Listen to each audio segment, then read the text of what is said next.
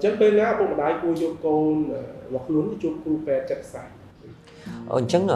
សំណួរមុនខ្ញុំបានឆ្លើយតបមួយចំនួនតាក់ទងជាមួយនឹងថារបៀបនៃការជួយ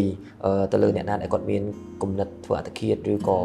ប៉ុនប៉ងធ្វើអត្តឃាតហ្នឹងទៅគឺនៅពេលដែលឪពុកម្ដាយឬក៏អ្នកណាក៏ដោយសម្គាល់ឃើញថារោគសញ្ញាដែលគាត់មានដែលយើងហៅសញ្ញាបកាសន្ននោះខ្លាំងខ្លាហើយមួយទៀតគឺនៅពេលដែលគាត់ចូលទៅជួយហើយគាត់ទៅស្ដាប់ហើយគាត់ឲ្យអ្នកដែលគាត់កំពុងតែមានគំនិតហ្នឹងបាននិយាយចេញអស់ហើយតែអារម្មណ៍ហ្នឹងគឺអត់អាចដោះស្រាយបានអញ្ចឹងគឺគាត់គួរតែនាំអ្នកដែលគាត់មានបញ្ហាហ្នឹងទៅជួបជាមួយនឹងអ្នកជំនាញដើម្បីរកដំណោះស្រាយបន្ថែមទៀតហើយជាមួយនឹងការព្យាបាលផងដែរគឺ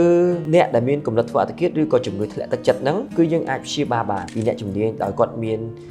វិធីសាស្ត្រដូចជាការព្យាបាលបែបចិត្តសាស្ត្រការព្យាបាលដោយប្រើប្រាស់ថ្នាំហើយនឹងមួយទៀតគេហៅថាការព្យាបាលបែបជីវសាស្ត្រដូចជាមានការប្រើម៉ាស៊ីនក្នុងការរំញោចទៅកោសិកាខួរក្បាលហើយអ្វីដែលសំខាន់បំផុតនោះគឺការព្យាបាលនេះគឺអាចឲ្យពួកគាត់ជាសះស្បើយហើយអាចមានសុខុមាលភាពផ្លូវចិត្តល្អនិងរឹងមាំឡើងវិញ